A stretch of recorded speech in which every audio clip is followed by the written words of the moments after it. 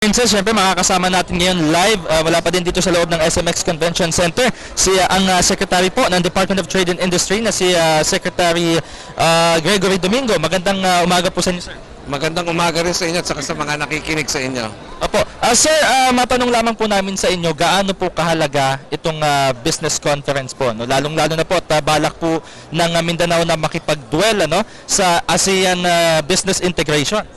Napaka-importante po nito lalo na po doon sa ating mga efforts na tulungan po yung Mindanao dahil ito yung unang inattend ni Presidente at napahayag niya yung kanyang mensahe doon sa business community dito.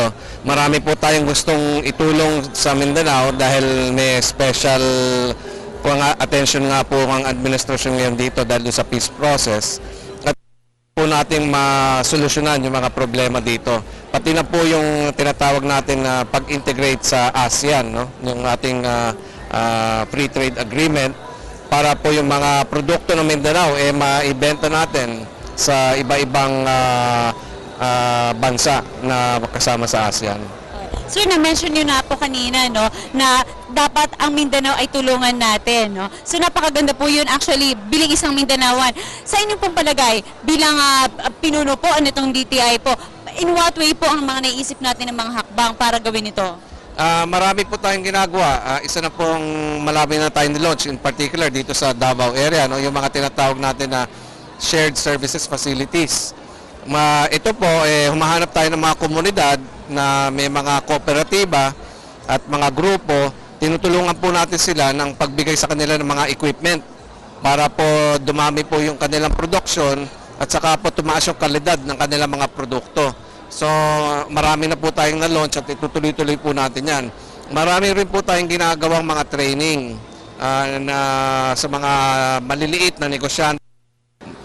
Meron po tayong mga training kung paano magtayo ng negosyo, paano po mag-export sa ibang bansa, paano pong bumili ng raw materials, paano mag-marketing, paano po i-design yung produkto at mga packaging materials. Alright sir, just a follow-up po, yung sinabi natin na pagbibigay ng mga trainings, etc. para po sa ating mga kababayan, para nga po dito, ma-engage sila sa business. Ano po ba, paano for example ako, nais ko pong sumali doon, paano po ba kami magiging qualified? Ayan, ako sigurado gusto marinig yan ng ating mga kababayan. Apo. Meron po, ang DTI po, meron pong regional at saka mga provincial offices.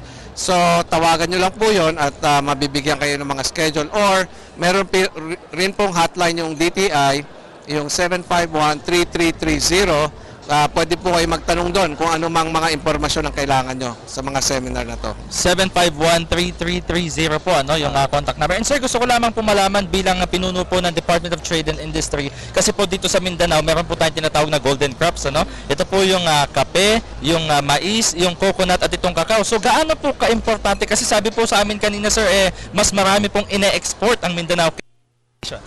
Opo, yung in particular, coconut nga, sabi ni Presidente na Mindanao accounts for 60% of total ng buong Pilipinas in terms of coconut products.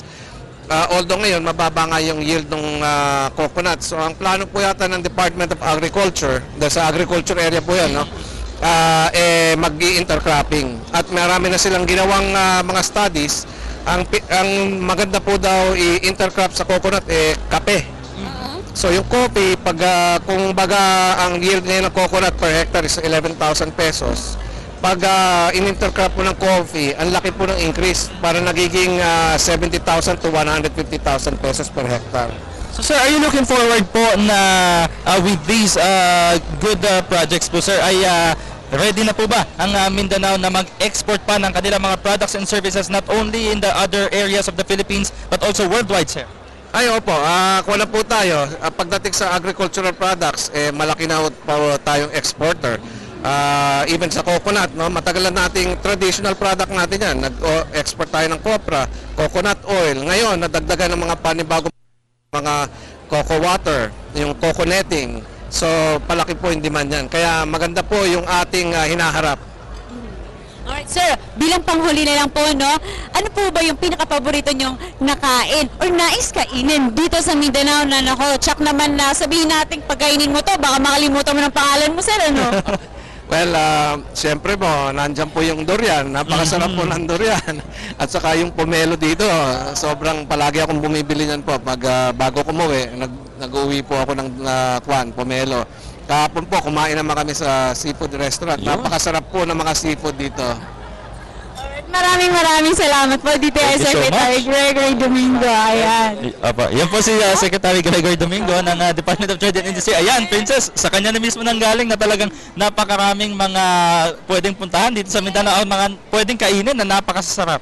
Pang world Gusto class. ko yan ni Haji, no? Yung sabi ni Sir Gregory Domingo, no? Napakasarap naman kasi ng durian. Actually, hindi mo pag kumain ka dyan, Haji, I just don't know kung paborito mo rin ito, no? Pero ako, durian jam, durian shake, durian candy, lahat-lahat yun gusto ko, lalo na yung tart na durian. Ako, lahat yun napakasarap.